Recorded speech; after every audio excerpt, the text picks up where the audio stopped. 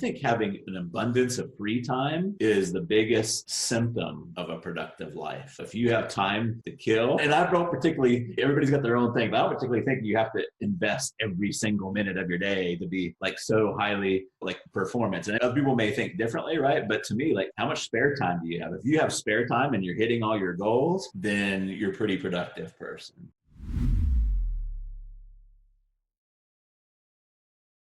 I see a lot of folks here, it's natural to throw some more spaghetti against the wall, right? It's how we learn. But sometimes the best thing is to look at what's really sticking, clear the other stuff away, and then just focus on that kind of stuff. Hey, Travis. Hey, man. I think for me, that's exactly what happened. We started out with email campaigns and my engagement with you and everything. And for some reason or another, I always performed better when I was promoting someone else's product or service. I didn't see it then, but then what happened early in this year and whatever, I found that my spaghetti is really monetizing real estate lists. Not necessarily be the guru or be the guy delivering the service, but what really worked out of everything is I can bring in these sales. And that's where my breakthrough right now. For this guy, we just brought in 30,000. I think we're going to close at 50,000 before the end of the week. And that's just after we just sent out like literally 4 emails. So every email has been worth to him like $10,000 almost. So that's my spaghetti. So I guess now it's double down on this. That's right. Throw more at it, more off it. Yeah, and it's not a sin to throw noodles that don't stick. Don't fall into that camp either, but the cleanup is important. Oh, that shit, don't keep trying to throw the same noodles like over and over again, but look at those ones that do stick and just say, oh, let's do more of that, and clean away the old noodles. And again, sometimes you need noodle mess to see, you need to throw a little bit and see. That's right. Sometimes you need the mess to see what actually sticks. Yeah. There's no noodles sticking if there's no mess. You're not throwing enough noodles. That's right. If there's no mess. That's brilliant. Yeah, I think that's exactly right. Because the opposite side of that is, I've got one noodle to stick. I'm going to try anything new ever and ever again. And that's another trap I see this with businesses too. They get something working on the front end and they're like, oh, let's not touch it. Let's not experiment. If it breaks, then they're just stuck. And it's, we're still trying to sell Betamax VCRs. They're going to make a comeback. They will. I promise. Hey, Travis, here's an interesting. So I'm sitting here, last week I sat down and I looked, I'm like, why the hell am I feeling like I'm so damn busy? When you talked about free time being the greatest symptom, and I didn't have any, but I was just like, but I sat there and I wrote down. So I'm doing the local boss calls. I started doing the local boss clients. I've got my partnership client. I've got my own personal consulting biz, which I'm still delivering my conversations at Converts right now. I had only had a couple of people in it, but I still delivered it. And then I've got a consulting client that I'm hopefully going to be bringing on here as well. And then I've got the email marketing agency stuff, which I'm not doing anything with that right this minute, but I was like going, damn. And I actually had to turn the person down. You'd be proud because it wouldn't have been a good client for the email stuff. But I started looking at, and I realized I'm like, man, I'm throwing a lot of stuff against the wall to see what sticks. And ultimately what obviously the local boss stuff doing the calls, but that's like a temporary thing, but still it opened up the doors for these other opportunities to email his lists and the other stuff there. And then of course, opening up the local boss thing, because that's something that doesn't really require a bunch of time. But if I hadn't been throwing some of this against the wall, then I wouldn't have known, oh, okay, here's where I can put a big part of my focus and start to just do more of that and then start to focus. But yeah, I wouldn't have known if I wasn't throwing this stuff against the wall. Yeah, absolutely. Yeah. So it's perfect point. Yeah. I'm not saying not to throw the tools, but yeah, at some point when you got all that stuff on the floor, you got to say, okay, so what am I not going to do anymore? Exactly. But that helps you too. It's because if you only have 1 or 2 paths and you're still, and everything's working and you're still. Hey dog, you scared me, bro. Then yeah, I'm good. You need to maybe bring on some help. That might be bring on some help. Yeah, that was actually the big break. That was the big takeaway as I started realizing with all the stuff that's going on, like I had to let go. The old Tony of, hey, if it's going to be, it's up to me. That person can't coexist in the same space as I'm growing. So that's where I was like, okay, other people's resources are my resources. So started reaching out, leveraging, and actually my one good friend who's doing the email for me, he's actually his daughter. She does all the books and she does all the financing stuff. And so, I can take all that stuff off my books and start having her to help. So there's like all of a sudden I'm seeing where Mojo is like, in order for me to grow, I've got to let go of a lot of the other stuff. And that way I can only focus on what my genius is, so to speak, or my natural mental talents. But I realized that like immediately as this was all going on, I was like, I got to let go of doing some stuff the way old Tony used to do it. So big takeaway. That's great, dude. Yeah. Sam Carpenter, and one of his books, Work the System, I think, he goes into a long explanation of this, but basically he says he's out in the field, right? He has this metaphor, he's out in the field, and when things come up to him, he tries to push them away and get them taken care of so they don't come back, right? And I think that's definitely, he's probably got that system skill down pretty well. There's a few things that seem to keep sticking to me. I'm sure like just about anybody, right, that I'm afraid to turn loose of. But I think it's a really good metaphor.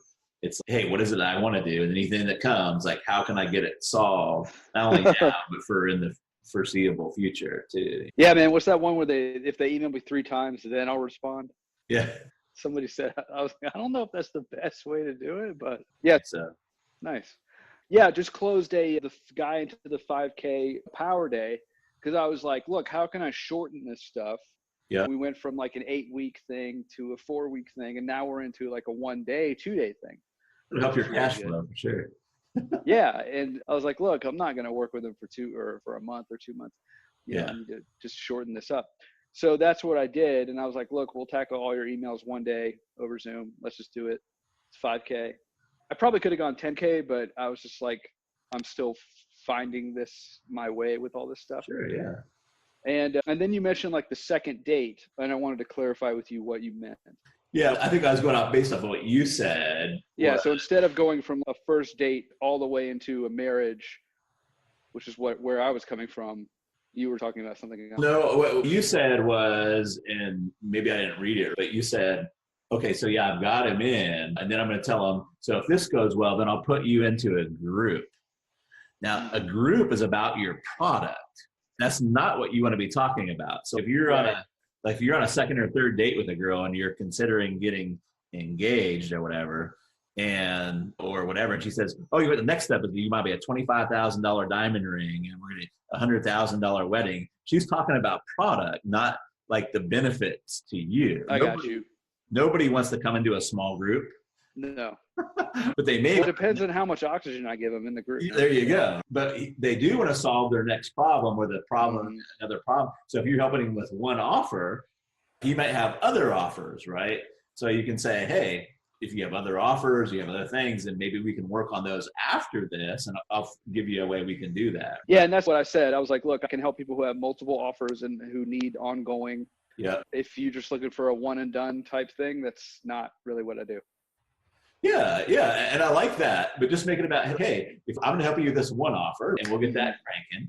If you're the kind of has multiple offers, right, then I can help you with those too. But let's just work on this one offer right now. Yeah, and that's what I said. I was like, look, we can talk about the other stuff later. Yeah. But yeah, I think it could be a good little segue into not wasting so much time on the front end.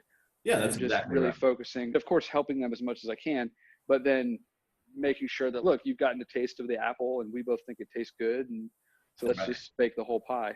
And a lot of times what will happen on those is they'll be like, what else can we do together? And so they're really not concerned about, is it a small group, all these kind of things. They don't care. Yeah. I just say nothing. There's nothing else we can do together. There's no, I can't help you. That's one night stand, yeah. I can't do anything else for you. Well, thank you, sir. Yeah, awesome. Hey, Travis. Hey. So for someone that tends to be locked into a similar offer and promoting a similar offer, just saying the same thing in a different way. What you said a couple of minutes ago was the importance of renaming and or repositioning the same offer in a totally different way, just a different slice of looking at it. So I used to help people with lead generation, but really selling time and freedom with lead is a way that I might present, or that I have presented an offer. Selling time and freedom just happens to come as a result of lead generation. That's right. So that's exactly right. I'm just sharing what popped up into my head today. Yeah, that's exactly right. If one of their problems that, wow, I don't have enough time to generate my own leads or whatever, and you help them generate a few leads, right? And you say, hey, if you'd like me to continue to take this off your plate, or even take more off of your plate, right? Most people are all open for, please take some shit off my plate. Please. And they really don't care how you do it. as long as it gets stuff off of their plate, right? Yep.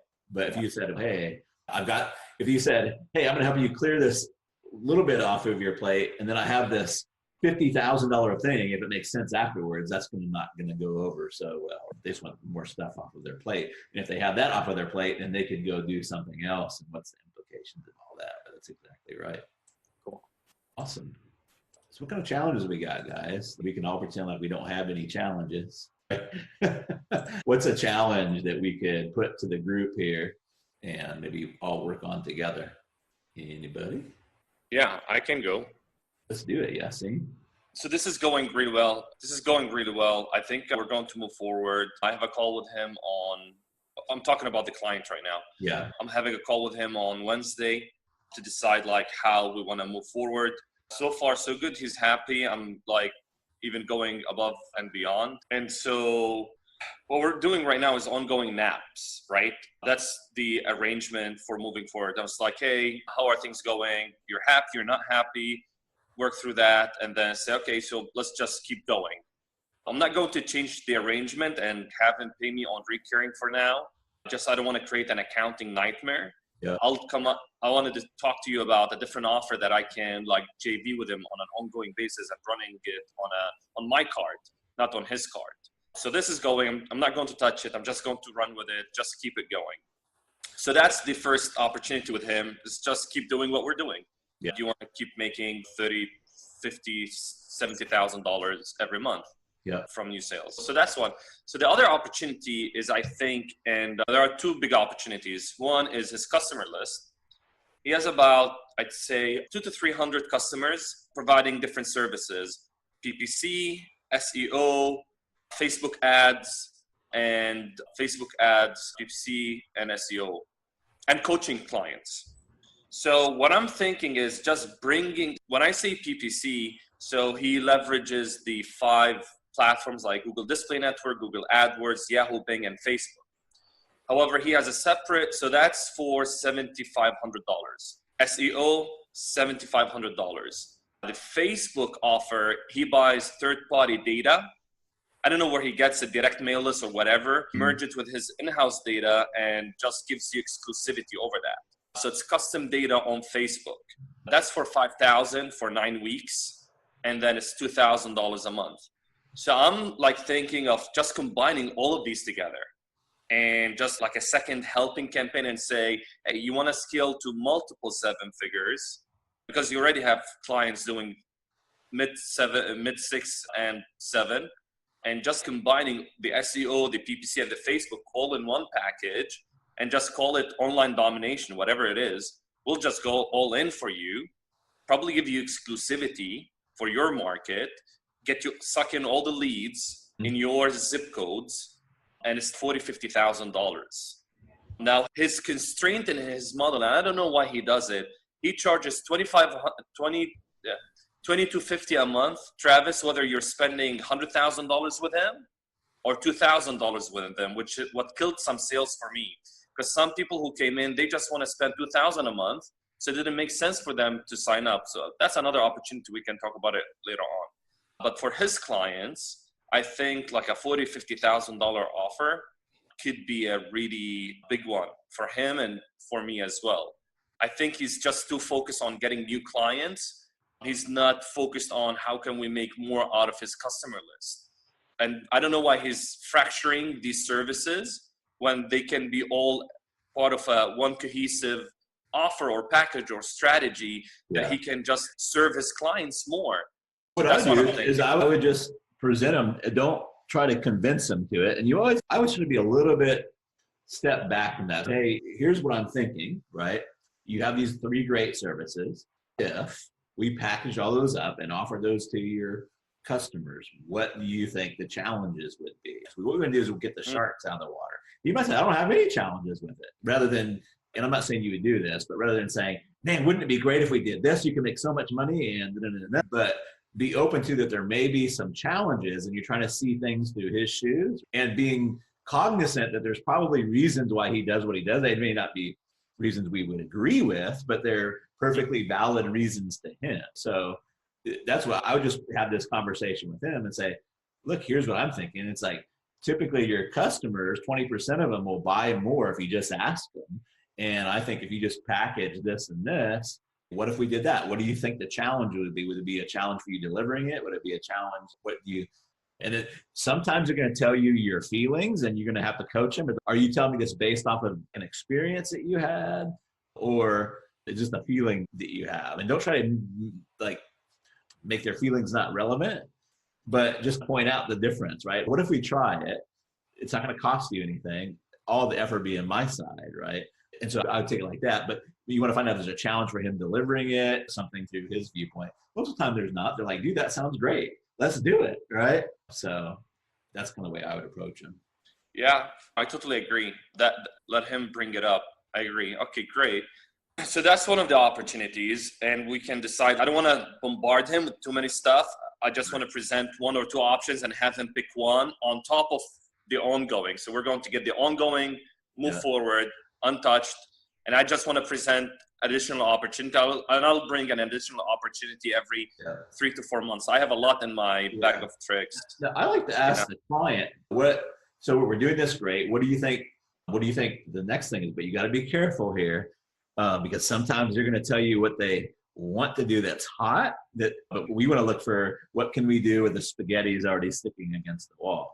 Right? I have this brand new retargeting service. That's what he has actually.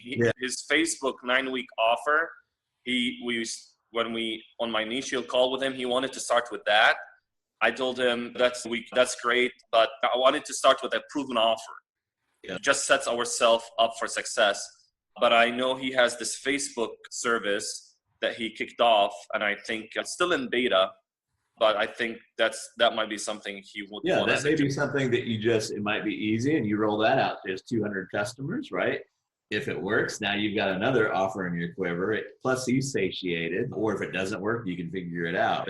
So here's the challenge with this offer. For some reason, I said he has a sales guy, and he's very protective about his sales guy. I think I'm bringing in so many deals that it's getting a little bit like there's some politics now I need to navigate.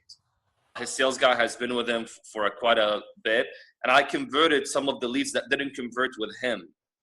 So he did strategy sessions, and he's seeing the sales coming through the CRM, and I think there's a little bit there. There might be some political jungle I need to go through and navigate. But the Facebook ad offer is primarily his sales guy handles it.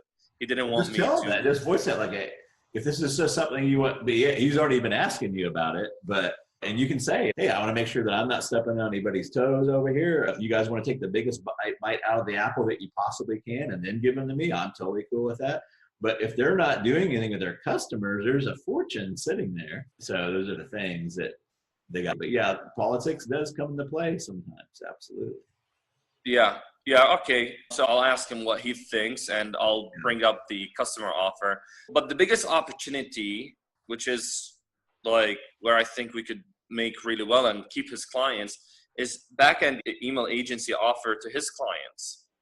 So he's bringing them leads. Yeah. They're not sending them any emails. And if they're not converting, they don't retain because they don't have any money to give him to spend on Facebook ads and stuff. So I would wait a little bit on that. I really would. I would let the relationship mature a little bit. Okay. Actually be married, and then because I'm not saying it's the same thing, but you're like saying let's have a baby together. So I would probably I'm not involved in it, so you might be open to that, but my gut feeling would be let's make him more money and make sure everything's going to work out, and then I would approach that. So if he were to bring up let's say he's on board with the 40-50K offer, would I keep the same split, 60-40? Or would you think it's too much? Or how would you? I'm sure like he has costs associated and everything with it. But like, how do you typically structure these big ticket offers? The key thing is just to bake him a bigger pie. Just bake him a bigger pie and then take your piece out of that. So if he combined all those services, right? 25,000. How much? 25. And you're going to sell it for 50K? 40-50, easy, yeah. So then you just say, okay, so if we package it up at 40K, right? and we sell it at 40K, all I would ask is you give me 10K and you're going to come out 5K better off. So what's 10K for? That's almost 25%. Or you might just say, let's do the 15K, right? Give yourself some, so you still get your 25. I'm getting 15 for selling it for you. Yeah. Okay. That's great. Okay. Yeah. So it's 25K if he combines it all. And there will be ongoing. So I'm not sure how that ongoing will look like, but I'll think through it, because 40K for his clients, it's probably 3 to 5 deals, right? So if he offers this service, say for a full year, we can get a little bit creative with it, but they don't have to pay him, like he gets that payment and maybe percentage off of the ad spend. He currently doesn't charge percentage off of the ad spend, whether you spend it with him 100 or you spend with him 2,000. I'm not sure why. All these things are things you can probably approach later on once you've made him more money. Yeah. Because we talk about going from first date to marriage, but there really is like a first date, second date, going steady, then marriage. So I just combine them all. But yeah, I totally think it's like, hey, why don't we do this? We'll package all these together. We'll ask 40K for it, which will give us some wiggle room. And you just give me anything I get over 25K. How does that sound? Okay, great. For the direct mail campaign, Travis, have you done it to prospect list or only customer list? I have not done it to prospect list, no. And I would do the customer list first I do it to the email list, then the customer list. And then if they have, the most people that I work with don't have snail mails of their prospect lists, but that would be totally something. But yeah, I would start with the ripest fruit first and work your way back. Okay. All right. This gives me clarity. Thank you. I'll keep you posted how this goes. That's awesome. Appreciate you. Thank you. You bet. What else, guys? So Travis, I know it's probably not totally your wheelhouse, but I think you have a decent idea of it. So I'm doing these cold emails as part of this lead gen piece with the local boss thing. And the cold email subject lines, he actually doesn't have any in there. He just has the email itself. So I've thought about, okay, if it's a microblading person, is your microblading chair empty more than it is full? ? Do you think as a subject line? Yeah. Do you think that's appropriate for cold email, or? I'll tell you what'll work a lot better. You just have to be masterful at segueing into it. You could say, usually you want to lead in, they don't know if it's coming from a customer or not. That's your best open lines, right? Hey, do you have any room? Do you have spots for more microblading? Got it. Those kind of things will usually work the best. And you have to be masterful at segueing.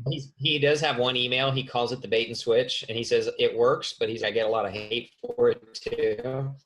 And it doesn't have any subject line, but it's basically, that's the guts of it. It's like a one sentence email that we do. It's like, hey, do you have any appointments or something along that line? So can you take clients? Or I forget. It's really just a matter of segueing in a cool and smooth way. Totally. Most people don't have and you can't just, here's the thing, you can't just always copy and paste that. So that's when you have to figure out, like, how do I segue in something personal from their website or where they're at, or, hey, I just noticed that you won the #1 award for microblading in Seattle. So I wasn't sure if you had any openings or not, or what we do might be applicable to you or not. But if you're looking for more, whatever kind of microblading clients, or whatever their thing is, right? So let me just give you an old example that you probably heard a million times, but maybe that.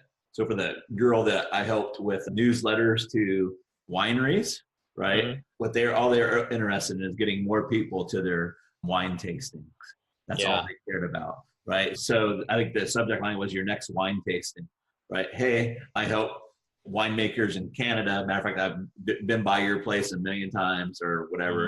I help them get more people to their wine tastings. Would you be open to discussing? Sort of like magic, 40, 50%. Because that was the thing. That was they wanted. That's what they spent night and day figuring out, how can I get more people to my wine tasting? Yeah. So what you're saying right there, that's brilliant. Because one of the things I thought about, I'm like, and I'm realizing just this first client, because I'm already like dug in to see what I need to do better on the next ones.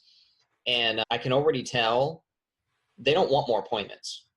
They want more customers in the chair. They want to do as little as possible for that to happen.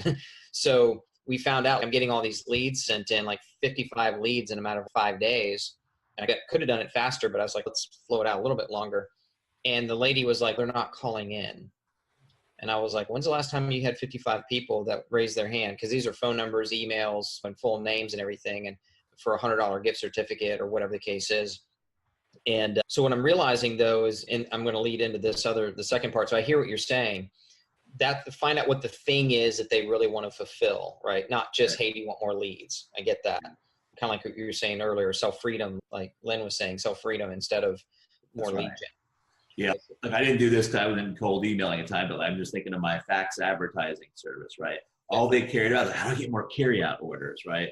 It's not, I would have, hey, can you handle 40 or 50 more carryout orders a week, right? That might have been my subject line, right? And then I would lead into, hey, I don't know if this would be applicable to you if you can handle more carryout orders, but I've totally figured out how to make your carryout line ring off the hook. Matter of fact, Mike over at Brangus had to put in a second line. Would you be open to discussing this? Right? Those things work like Matt. It's about figuring out the right hot button, right? Yeah. Hey, can you handle another 15 or 20 microblading clients this month, or another 15 chiropractor clients or whatever, right? Yeah. And that might even not be the thing, right? Lead's not a lead, right? People think, oh, I'm gonna give you more leads, but leads aren't equal. So figure out what that hot lead is that they really want. That could be the thing, right? Or if people are no showing, right? Like I know when I was helping somebody cold call financial advisors, they didn't want anybody to cold call for them, but their big pain point was people not showing up. All the AG Edwards and Edward Jones, they wouldn't show up. In their small offices, they typically didn't have somebody to call and confirm. They're like, so they really ate up having a confirmation service where we ended up coming up with a software to do it. But when we first did it, we were just hiring a Filipino to do 4 or 5 people's confirms. I think what my buddy suggested, I thought was a great idea. When these leads come in, we're going to do a voice drop, do a text message, and an email that goes out just automatically. I think that's probably what we'll do initially, just because I think the name of the game of this could be retention. Okay, 55 people is great. What's the retention of those? But if they're not onboarding their leads, if they're not doing that not well enough. One thing I did figure out, and I don't know, because this one, he already had 500 clients already. And I was like, that's pretty close to the hole, right? So what can we do with that one? I sent an email or 2 out to that and get some more people off of that and charge a couple extra for that. I haven't been really immersed in local, but what I do know about some of it too is that's a market that's right for somebody to come in and make them a no risk offer up front. Yeah. I don't know if you can do that with your people, but hey, we'll let us drive you some leads, right? Put some people in your seat, and then you just decide if you want to hire us on full time or come up with a smaller lead package. We have that, trial and make it easier for them to say yes. And where they don't pay for it, or they do. Just you might be a little straddled because you have the people that that are doing it. But if somebody would put a gun to my head and say you got to go in, that's exactly what I do. I would do it for free if I can really do it. Like I'm going to go in, I'm going to do it for free for a while, and then continue on, especially if it's $1,500 a month, $2,500 a month, what have you. Yeah, it's not even really a first date. It's like, hey, let me buy you a cup of coffee. What I would do is, and I'm working with a girl that works with martial arts studios right now, which is pretty cool.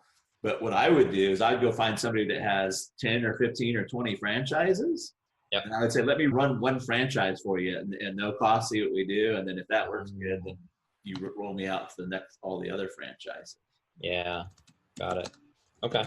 That way you have a little bit of risk, but you got a lot of reward coming in. And most people aren't doing that. Most people won't do that either because they're not good enough or they're not abundance minded enough. They end up doing that. So I think that could really crush. It's been several years ago, but I don't even remember the dude's name, but I was like, that's how I get all my clients, man. Is I just run it for them for a little bit. And as soon as they start getting those and the phone starts ringing, they never want to stop. Yeah. There's another local lead gen, the same guy owns another one. And that's what they would do. They would SEO rank a page. Yeah. And they would have their phone number on it. That's right. They would target who they wanted as a client. So as soon as that ranked and it started bringing in leads, they would forward it to the business. Yeah. And it would say, Tony Teagarden is sending you this lead. And after 10 or 15 of those, Tony Teagarden's email or phone call is completely accepted. Yeah. So yeah, if we could do it like that in a sense, that would be really powerful. Yeah. And then call them after we've sent them 10 or 15 of those. Yeah. That's powerful. Yeah. Great point. Cool. Thank you. You're so welcome. Yeah. The big breakthroughs, like for me over the last year or 2 years, is how do you make that first date easier and shorter It's because the shorter you can make it, the more it appeals to your higher level people. Like your higher level people just really don't want to schedule out 8 weeks if they don't have to. If you can compress that in a day or 2 days or 3 days or some type of trial to bring people in, or even taking your ongoing, what I do with you guys know that I think actually he's not here anymore, but Lawton worked out 10K, comes in as an honorary mojo man for 2 months. And then if he wants to continue on, like he's going to fork out the rest of it. So you can structure your things that way too. So there's all kinds of ways to structure stuff. Actually, sometimes giving people an out, right, can be a way to do it as well. But that's a big thing. So what do they want, man? Like your movers and shakers want to get it done. Like you can get it down to an hour and get them a result. That would probably really be awesome. Anybody else? Are you still doing, I left off and you were like asking if we had anything we needed help with? Yeah, that's it. So one of the things so I told you, like I said, I restructured my program. I started charging a little bit more on the upfront and things like that. So right now, technically, one of the things I did was I took my program, how I was teaching it, and I put it in a module format. So one, because I remember back when I first got in contact with you, you used that as a bonus, right? So it's, hey, you can get started early. Here's access to this. I have that. But then I also do weekly calls with them for the 8-week program. And after that program, for the ones that I have done really well and reached a goal, I want to up-level them. But I don't really know I don't know how to make my up-level offer sexy, like what it's supposed to really solve for them. Like the core program offering is easy, right? Because they have a serious pain, but they go through it and that program's solved. And I'm wondering now, how can I position, or what should I kind of address in my up level program to really make it valuable to them? Because I want to do it a year long, and it be a more significant than the one they just got. Yeah, this is really more about figuring out the natural breaks more than it is. So sometimes like we're doing too much in the first program, right, which leads to overwhelm and not people to. So sometimes the best thing to do is to do less in the first program, right? But I don't know if you were on the call. There's in the archives, I use the wedding day as the example for the 3-day Zoom, right? You have pre-wedding, you have the wedding, and you have post-wedding, right? Just because they get married right there doesn't mean their problem solved, that initial problem solved, right? But now what's the next thing? And that's going to, I would think, and I don't know this, but it would be pretty amazing to me if you took a personal trainer and not only did you show them how to run the Facebook leads, but you showed them how to close them, and you showed them how to stay longer than 3 months. And you showed them you can't possibly be doing that all in your front end program, right? Yeah. So like part of what you do is say, hey, like, because most people think I'm going to get somebody for 3 months and that's going to be it, right? And I'm just going to keep churning that. But is that true? Can you actually keep people a year long? How do you get those people to give you referrals, right? These are all things you can talk about, unless you just want to keep pumping money into Facebook, right? So you can position like Facebook is a starter, right? It's like the starter, but you don't necessarily have to keep pouring your money into the Facebook thing. Once you start going, now you can grow organically, right? Now you can keep your people longer, have those people refer you, right? And all those kind of things, right? Because most people don't want to keep throwing money into the Facebook thing, right? They don't want to keep changing clients. Isn't it easier to keep on working with an existing client than so those are the things, right? So I might position like, hey, this is an ignition, right? We ignite right here, and then to keep the fire burning, right? After it's going, without having to pour money on your fire, you can do that too, right? As soon as you start bringing them in, and that's what we work on for the whole year, right? Something like that. Like, how do you keep your business growing? Okay.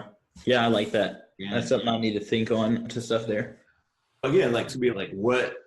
So I think I may pull a couple things, but also you brought up some good things that I haven't really taught on, and I guess I could, and I could save that for my next level. Here's the thing too, you don't have to create all of that. I'm sure there's a PT guy somewhere that knows how to keep people. Hey, most people are keeping them on 3 months. I've figured out how to keep mine on 3 years.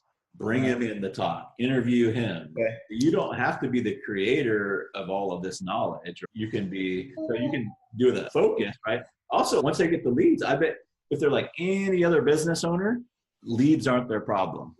It's closing the leads once they get them is the actual problem. So so you can show them how to bring in leads, and now you can say, hey, now you're bringing in leads, but I bet you the problem you have now is you're not closing all that you could. That could be your second and third date. And yeah, I think I might have too much in that core program, because in the core program I do, like the sales process I coach on, we call it the 3-step consult close, is included in that core program. Yeah, move that to your ongoing, right?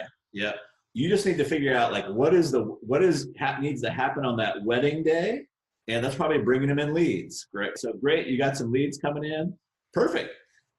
Now you're gonna have a problem, or maybe you don't have a problem. Maybe you're a master closer. Maybe you close, and everybody has low self-esteem. Maybe you close 3 or 4 out of every 5 leads that you bring. If so, you totally don't need me. If you're not closing like that, though, let's work on this together, and that would be your next date. Okay. Yeah, I would totally say, because the people that I work with have huge hearts. They try to cram so much stuff into that first date. Yeah. That's typically the problem they have getting on the other dates. And everything works so much smoother when you take that out, because now they can just focus on leads. And all you have to do is like the wedding day thing. There's only 3 things that need to happen for at least the wedding not to be a complete failure. And that's the bride's got to show up, the groom's got to show up, and the person marrying's got to show up. Now you can just focus on those 3 things. You're going to ensure your 80, 90, 95% success rate of your weddings, right? Yeah. Where if you try to focus on all the other stuffs, right, and you forget that those are the main priorities, and they're like focused, what's going to be in the cake? What's going to be for the dinners, the 3 meals, and they forget to have the pasture show up, that's going to be a failure. But that's what happens sometimes, like in our front ends, like we give them so much and they're like, oh my God. Where the main thing we need to do is just keep them focused on those 3 things. Hey, did you do this yet? Hey, did you do that yet? Hey, did you do this yet? I know it's going to be tough when you do this, and give them that leadership, right? Through that point. So that's what I would just help them get leads, right? If you can get them 5, I don't know what success would be for them, 5 or 10 leads that are automated. That would be date 1. So now that you got the leads, I've worked with hundreds of PTs, and only probably 5 or 10% are master closers. If that's you, won't be able to help you. But if you feel like you could close more of these people, or close more of them into your bigger packages, and you could use my help on that, I am masterful at helping with that, and I would love to continue working on with you down the road. Okay, I like that. I like what you said too about some of the experts. So there was a connection I have with a lady who's Surge Fit Pros, and she actually does done for you like email content and like newsletters and stuff. And for a different program, she was basically white labeling, if you will, for a really low fee for me. But I was thinking like she's someone I could invite in there, and it's like, hey, and if you want to, going off the organic thing for growth, I could add her in there. What would you? No, I guess it doesn't really matter, because that would be negotiated by her. I like that. All right. Then for you. Cool. Awesome. Thank you, sir. You're so welcome. Anybody else? Hey, Travis. So this has been really cool. Really enjoyed this Mojo call today. I was pretty rough on you last week. I know. So round 2. We're up for round 2. So I've been looking at the history of your offers. And when we started working together, it was a group kind of coaching. The offer that you gave me was, let's meet a couple of times, come to my house, and I'll give you a link to this workshop, which is the Nurture and Pick workshop, which was a lot more than just sending out emails. But have you evolved from that then too? Are you like, it sounds like I haven't really seen you pitch that offer very much. Most of what you're pitching now is that T1 to T3 or the T3s. So have you evolved your offer since then, as well as from providing a lot of stuff in the beginning and focusing on one specific result? Yes, absolutely. Okay. So my agency, most of the income comes in. So I teach when I feel like it. and I can't not do this, but yes, it's easier for me to get a result for my students with the T3. It's faster. So what I usually do is give them big ticket email mojo before. That's a pre-wedding. But what I'm doing is it's kind of like a magic trick. I'm actually working on their reputation and just pointing the finger at the right spots. And I know if I do that and I get them to send out that T1, then most of the time they're going to get a result, or we can hear from that result. So it's easier than having them write a 14-day sequence. Less people are going to write a 14-day sequence than writing a one email. Yeah, absolutely. That's been a huge breakthrough. And now we're even smaller lists. I can bring in people with smaller lists, and we can have the girl with the martial arts studio bring in $34,000 off of a list of 500 people because they love her, and I knew they loved her. I have T3 envy. I'm like, I want that. Yeah, but yeah. So yeah, I've stopped teaching the Rainmaker in a live setting because it's going to take them longer to get that result, right? Yeah, that makes sense. I'm thinking about my program, and I have all this stuff in here, and I'd like to be able to do something like you've talked about, is break off one piece of my workshop that is going to generate a lot of results, and then focus on solving that one specific problem. For instance, one of the things I do in my workshop is figure out what your customer's aha moment is in the product. It's not really quantifiable. Oftentimes, it's not like we finish working together and everything's changed. So some of the moments where some of the things I can help with are not fuzzy, but not super clear. It's not like I can say, okay, I can increase your conversion rate by 2% by doing this and this, and see it in 3 days. Like I'm trying to think of how do we break out one part? Yeah, you really do need a magic trick. You need to figure out a magic trick. And for lack of any imagination, that's all I'm calling it. But you need to try to do that. Try to figure out a magic trick. Okay. Employ. And the way you get to the magic trick is through experience, right? So it's kind of, what is it that you can always do? And I would just teach them that, right? The fuzzy part of it's going to be harder, right? Yeah. And I say this all the time. Kevin Nations, I paid Kevin Nations a lot of money, but he's got a great magic trick to get people results when they come in. But basically what he does is he takes people in that have audiences, whether they're big or not, and then he helps them with their offer, and then he makes them get on the phone. Guess what? They're going to close deals, right? Same thing with my T3. What I'm looking for is people that have an audience that already has some pent-up demand, right? And usually, I know the big mistake that they make is they make their offers too fuzzy and too general, right? So if I can just help them, all I'm really doing is help them get more specific on their offers, right?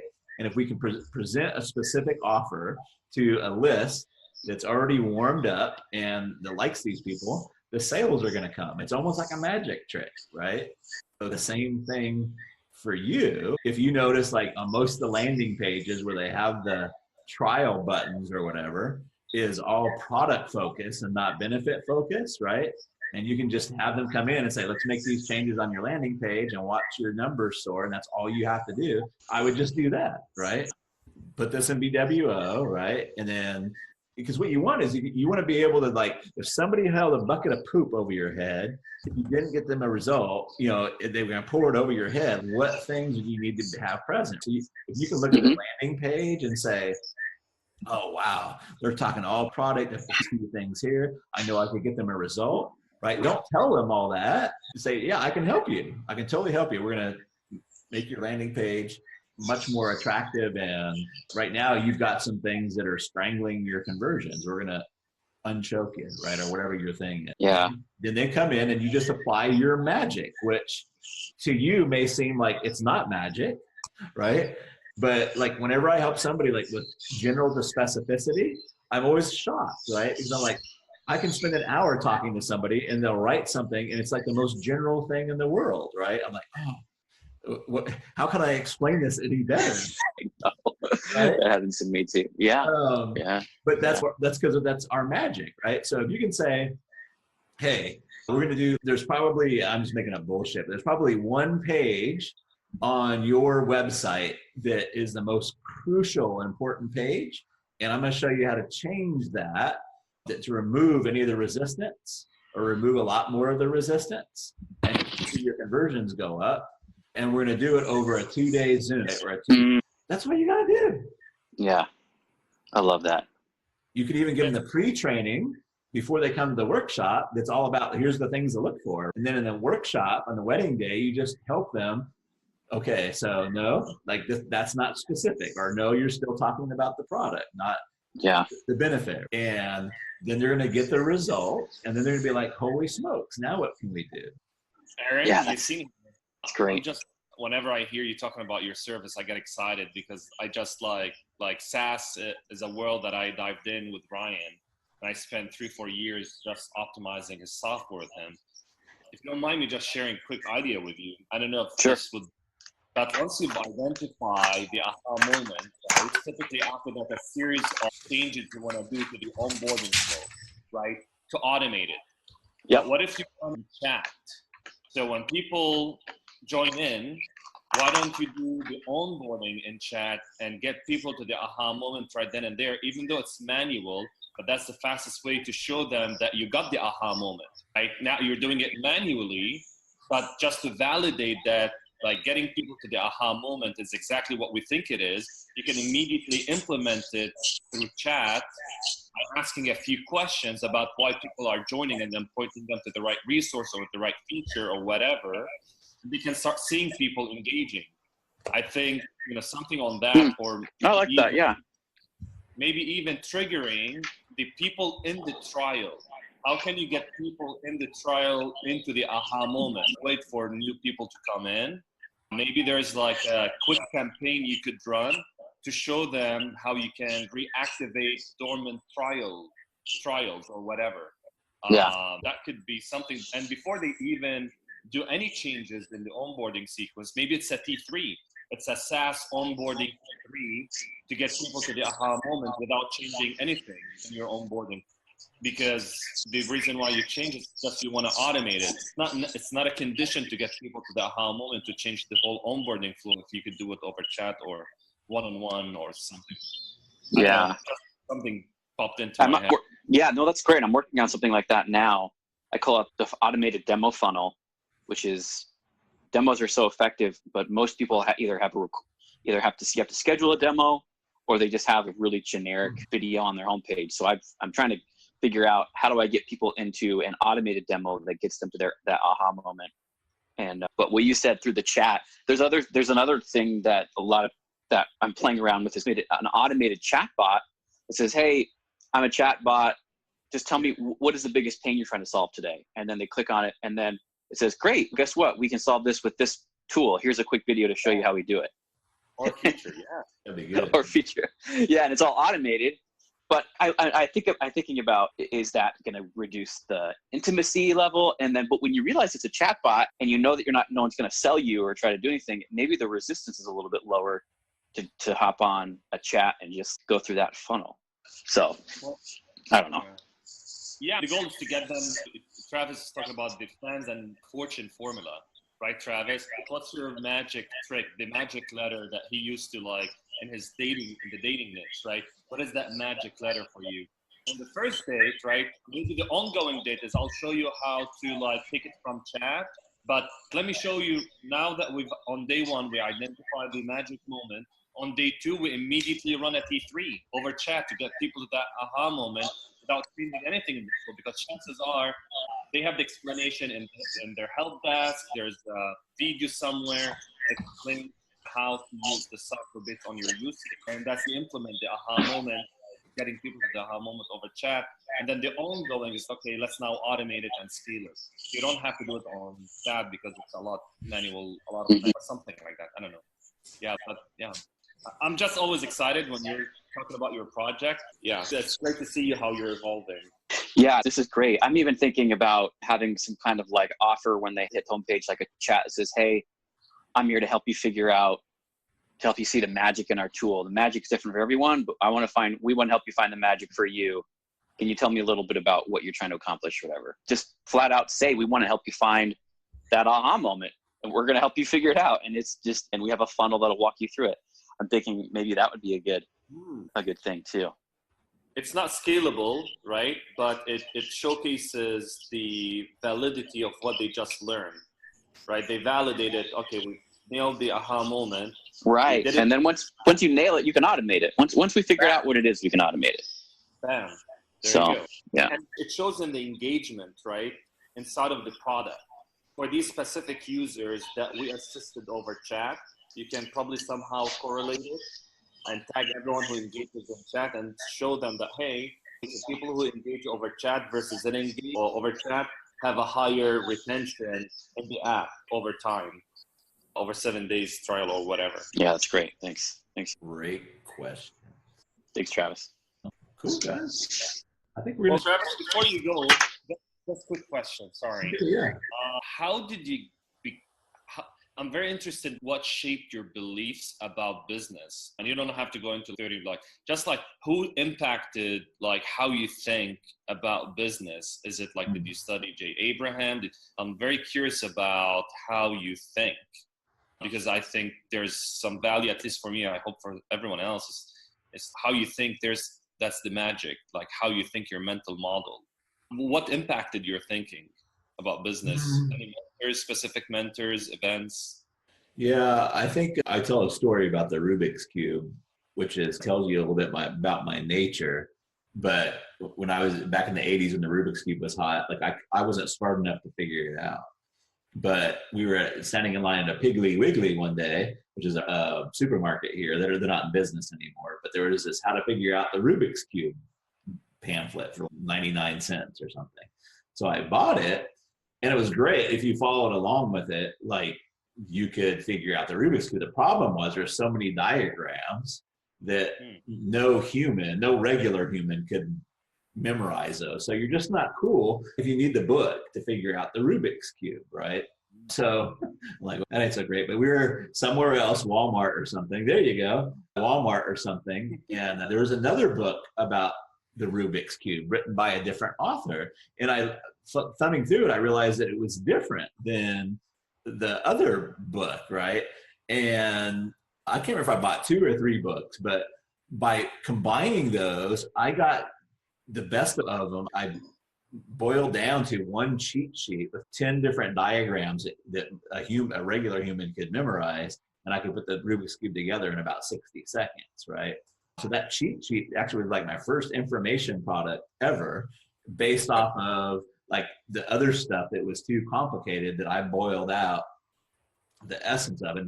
And back in the day, you didn't have copy machines. You had what they call mimeographs, and you actually had to turn the thing. So I would persuade the teachers to let me mimeograph copies off, right? But the challenge with that was that everybody in the school started knowing how to do the Rubik's Cube, and it wasn't cool anymore. But fundamentally, what I realized is that there were certain, I didn't know what to call them at the time, but there were certain similarities, right? And right now I call those principles, right? So there's certain principles to business, your health, your relationship that will always remain the same. So I'm always looking at what are the principles for something that I can apply to changing circumstances, right? So that's when I look at different mentors or authors, I'm looking for a principle that's typically different than what most people think, right? Or maybe even counterintuitive to what they think. If I want to have a business, I have to take 3 years and build an email list or build an audience, right? You can just go get one, right? But so I'm always looking for principles. And because I'm always looking for principles, it seems like a lot of the principles have already been figured out by the old fuckers. I have a lot of older copywriting books, The Magic of Emotional Appeal by Roy Garn, but a lot of the principles are by the older guys. And I even buy older stuff, on eBay. I got some toll position stuff. He was the first person to come up with the toll gate and toll position. I had to buy it off eBay, old 1980s stuff. Same thing with the guy that did the ant farm. I can't remember, Joe Kosman. Really great at figuring out how to get control of stuff, right? And building the empire around that rather than trying to create stuff. But yeah, so I'm always looking for people that are principle oriented rather than tactic oriented. And strategies come and go too, right? But the principle typically will stay the same. That's the challenge. You have to hold two of those things at the same time. Like, how do you apply the principles that don't change to a changing environment? And I think that's really one of the keys to success is like seeing, hey, this is changing, right? How do I apply the principles that always work to those things? You probably know someone like Jay Abraham. I can't understand half the stuff that Jay Abraham writes. The first time I was introduced to Jay Abraham, not personally, but was his product called PEQ, which is performance quoting. I couldn't even get through it. I'm like, what the hell? Yeah. But when he came out with the book, Getting Everything You Can Get, or something with it, he came out with a more get everything you can out of everything you got. Yeah, that's when I really started resonating. He made it simpler. So I dug down some more of his stuff and muddled through it as much as I could. But I'm always looking for, like, my mentors or the people that I try to like look at are either minimalist, essentialist, principle based, and they apply principle to changing environments. So I don't know if that's. Yeah, I appreciate that. Yeah, I feel like I was. Ray Dalio came up with his book Principles, right? Yeah.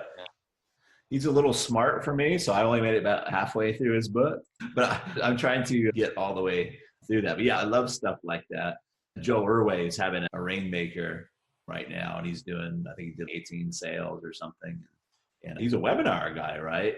And that's great. I'm not against webinars, but holy crap, this is just amazing. I'm like, and I think he's got like a 50-50 deal on that rainmaker that he's running.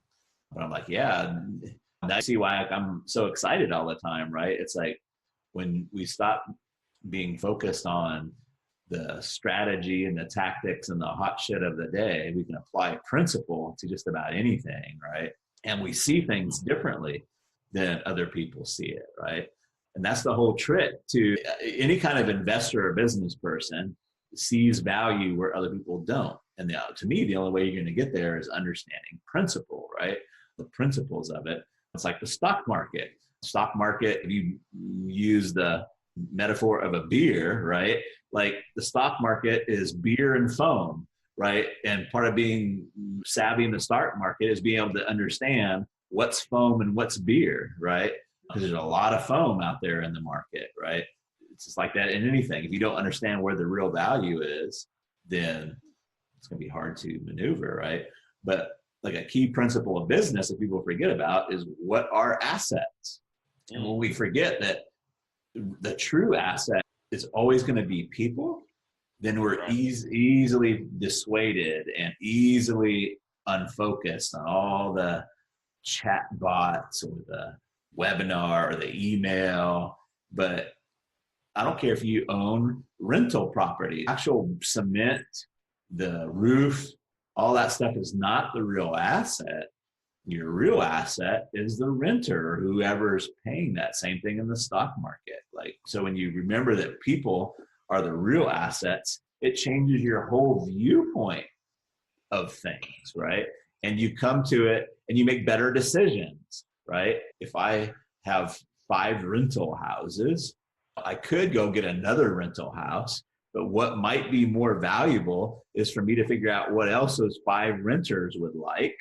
And how can I get more rent, or how can I offer them other things, right? Or how can I take advantage of the 5 people in the network that I have and maybe work a deal with the landscapers or the roofers or not roofers because I pay for that, right? But or housekeepers, right? What else do they need, right? All those kind of things, right? And to get more average customer value from the real asset, which is the people. So you just think differently when you're pointed in the right direction. Love it. Yeah, I'm knee deep going through Jay Abraham and just what you talk. I think his most valuable work, I don't know if you have this or not, but I think his most valuable work, and I've probably read it, it's 470 some odd pages, and it's got examples and letters, but it's easy to understand, but it's called Mediocrity to Millions. Yeah, I got it. And I've got that on my virtual desktop right now, and it's kind of probably straight line leadership, Killing Sacred Cows and Mediocrity to Millions are probably my most read things. So. Thank you. Yeah. Okay, great. Appreciate that. Awesome, guys. Till then.